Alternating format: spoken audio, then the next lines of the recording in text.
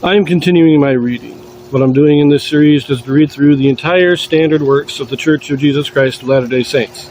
This consists of the Bible, the Book of Mormon, the Doctrine and Covenants, and the Pearl of Great Price. I am reading in a chronological order of events, not according to publication or volume, so I will be skipping around a bit as I move along. So we are now going to return to Ezekiel. Ezekiel, as we've mentioned, he's prophesied over a span of about 30 years. The last time he was prophesying was in the 12th year of the captivity, the year after the destruction of the city of Jerusalem. Since that time, we have read in 2nd Nephi how we read about Lehi's death, his final blessing and death, and the division of the Nephites and Lamanites. That would have all taken place by this time, approximately. So let us read Ezekiel chapter 40. This is a longer chapter. I will be splitting it into two, so this first video will be verses 1 through 23. A heavenly ministrant shows Ezekiel in vision a city wherein is the temple. He has shown the form and size of the temple and its courts. In the 5th and 20th year of our captivity, in the beginning of the year, in the 10th day of the month, in the 14th year after that the city was smitten, in the selfsame day the hand of the Lord was upon me, and brought me thither. In the visions of God brought he me into the land.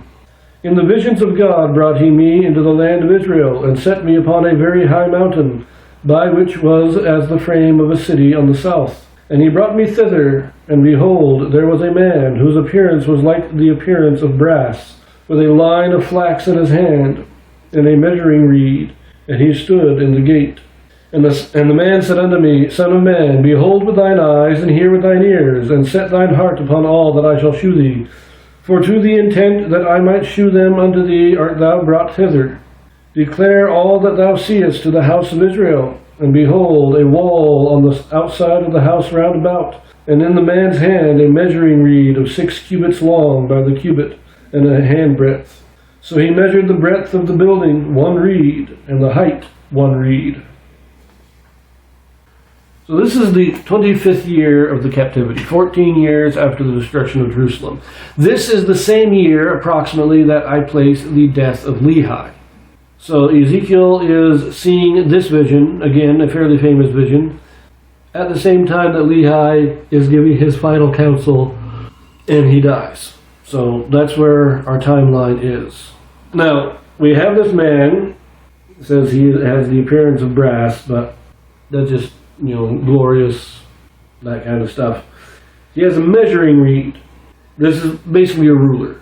A measuring reed is a reed that is cut to a specific length so that you can use it to measure other lengths, to measure things. But here, in verse 5, it says, 6 cubits long by the cubit and an handbreadth. In the footnotes, 6 long cubits of a cubit plus a handbreadth each. Thus each would have been about 21 inches or 53 centimeters. And the total length of the measuring reed is about 10.5 feet or 3.2 meters. So when it says 6 cubits long by the cubit and a handbreadth, a cubit is about 18 feet. 18 feet. See, a cubit is about 18 inches.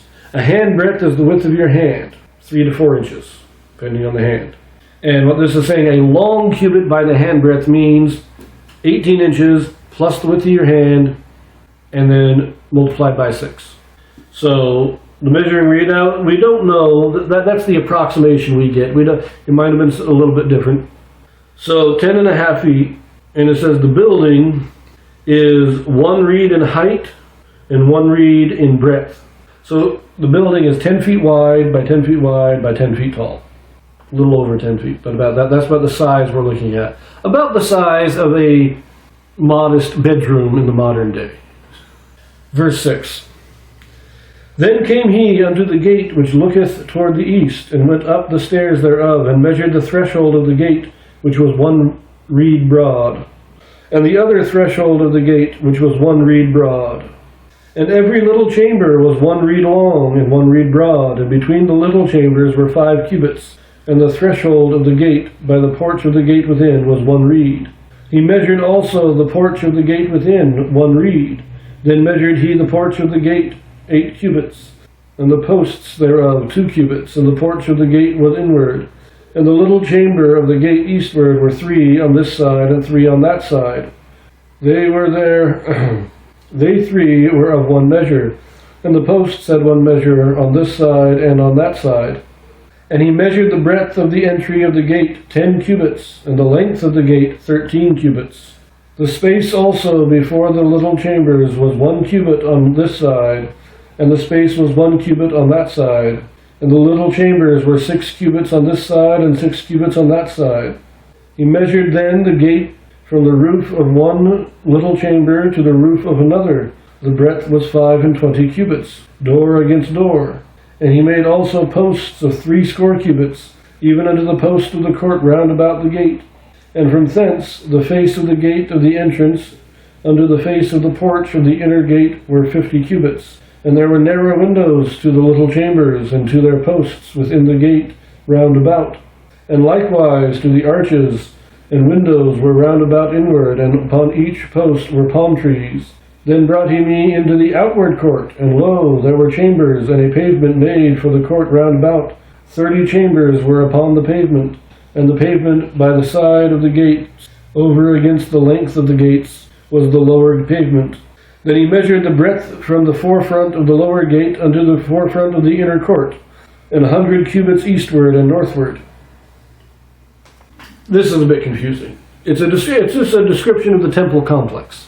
But exactly how this is put together, I mean, if I took the time, I could probably map it out, but I'm not really in the mood to. I'm not sure it's that important for us right now to be able to map this out. This is an architecture, this is giving us the blueprints for the building.